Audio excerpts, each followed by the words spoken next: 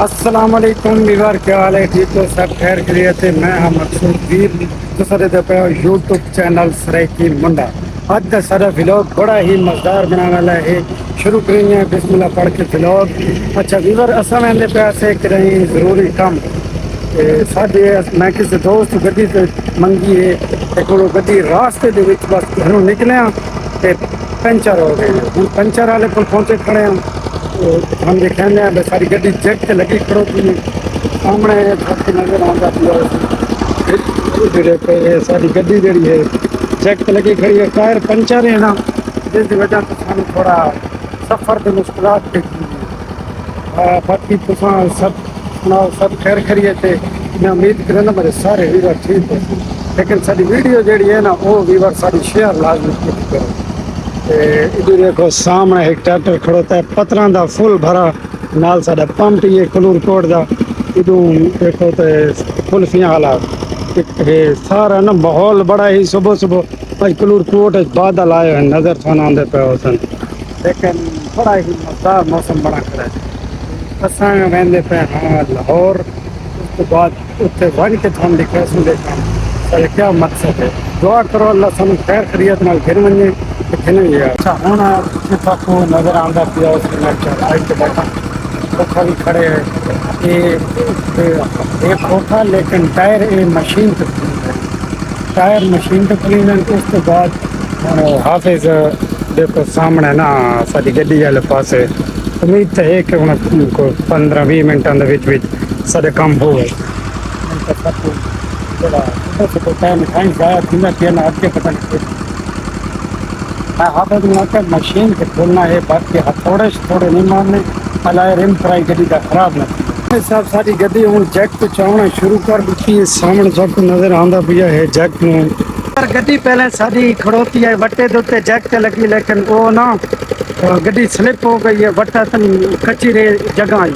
हूँ असा चाहता है लकड़ वाला गुटका शुक्र है ढकी नहीं गड्डी सारी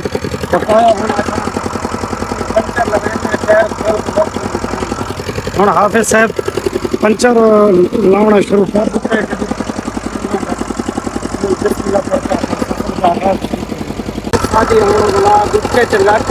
शुरू होंदी पई है गुटका चले आ गया ये टोटा साइड से कट गया से ईट ला हूँ चावना बस शुरू करी न पाए बिस्मिल्लाह पढ़ के पिछा थी बहु ताकि और गड्डी भी ना आ लगे दे पैसे ऐसा ऐसा गड्डी उत्ते बहती पई है।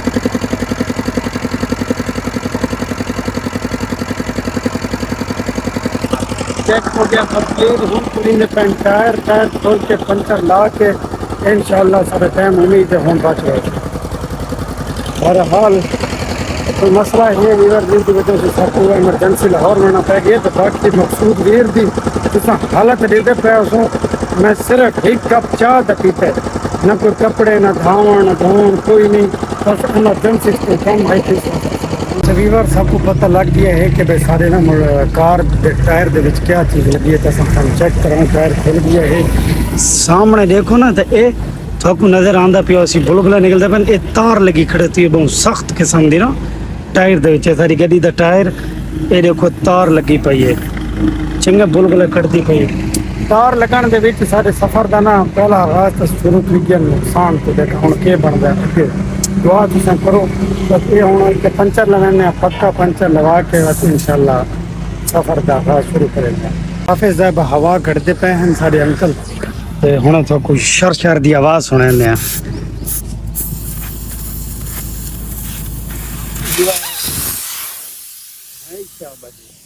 सही हवा। चाचा क्या हाल है? ठीक हो? क्या तबीयत ठीक है? अरे एक चाचा है वो मुलाकात अपना थोड़ी उस नाल कराऊं मोटरसाइकिल है के ना इस हम आप दा तारफ कराने चाचा क्या ना है थोड़ा? एम शबीर मुगल। एम शबीर मुगल मुच्छा वाला ठीक हो गया एम शबीर मुगल मुच्छा वाला। अच्छा हूँ थानू पिछे वो दिखाऊं ये क्या चीज़ है uncle ji? Welding plant motorcycle welding plant 24 घंटे सर्विस अवेलेबल है ना। अच्छा हूँ थाने पीछे लिखाई लिखी हुई दिखाऊं सामने थाने नजर आता पिया कोई देखे ना देखे शबीर तो देखेगा। वाह भाई चाचा मुच्छा वाला, वाह मजा आ गया है। क्या सामने के हाँ चास आ गई। बिया ठीक बता, है बात सेहत बिया ठीक है। थोड़ा उतरे ना लगे और इन करके चाह पे ना ज्यादा वाटर दे ना नहीं नहीं मेल दे देना। हाँ बस ये सोल होगा बंदे दा आए शुक्रिया। ओके तुम मजा आया हो सी चाचे मुच्छा वाले शबीर नाल मिल के। बहरहाल बहुत अच्छे इंसान है। काफ़ी अरसा इन्हां नाल सारी वैल्डिंग दे बारे ना कोई घर दे विच वैल्डिंग शैल्डिंग या कोई दोस्तां दी तां असीं इन्हां नूं कॉल करींदे असीं ते आ वैंदे हन। माशाल्लाह कलूर कोट दा मौसम तो इतना बेहतरीन बना खड़ा है कि मैं तुम दस भी ना सकता। बहरहाल हाफिज साहब पीछे सन पक्का भी ला देता है। इतू बहुत सारे चाचा शबीर मुच्छा लाए बैठे। तो तुम सामने देखो सफेदे दा सीन किने नजर आंदा पे, बादल ही बादल है। चाचा शबीर आज मन लगता है कि भाई सूरज नहीं निकलता। नहीं यार ठाड है भाई बड़ी ठाड ठंड है ना। हाय हाय हाय क्या ही बात क्या बात है ना। हाँ ठाड बड़ी ठंड है आज सूरज इंशाल्लाह। अल्लाह उम्मीद तो लग रही थी बारिश इंशाल्लाह इंशाल्लाह मानो चाचे 100% कल फिर में होई है रात की ठाड आ जाए अच्छा रात अच्छा शबीर अदर रात एक्सपेरिमेंट चाहिए रात गला ठंड भी चाहिए। कल सुबह सुबह में इतनी गर्मी आई कि देर रात आई बंदा ओ बस दरिया ते या नाले के बीच बड़ा है ना।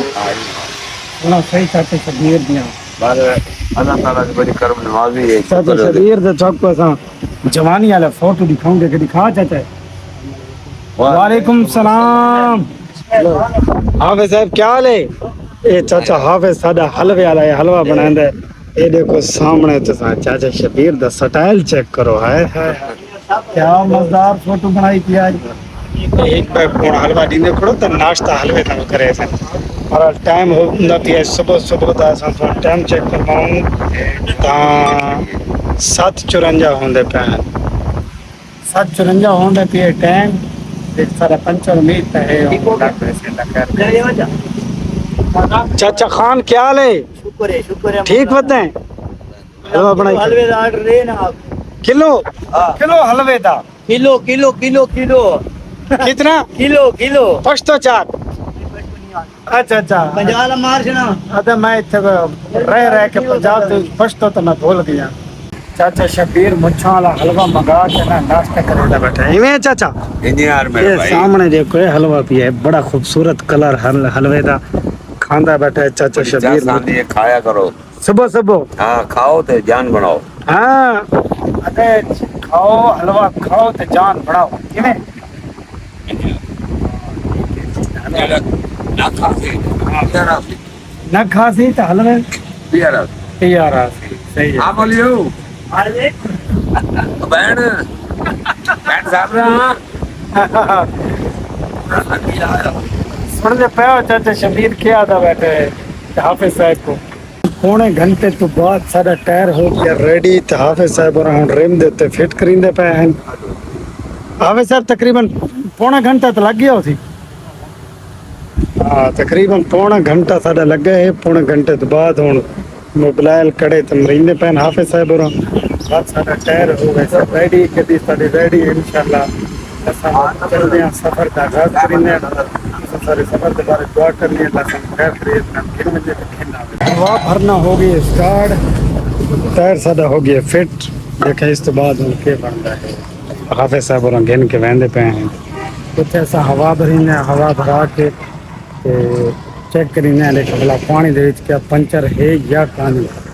सामने तो कुछ बंदे देखो नजर आंदे पे उसन जूम इन करके दिखाने हैं तो बड़ा मजे में सुबह सुबह मौसम एंजॉय करेंगे बैठे हैं नाल असल पंप की बनी हुई पार्क उत्ते बह के ना सही मौसम एंजॉय करेंगे बैठे हैं।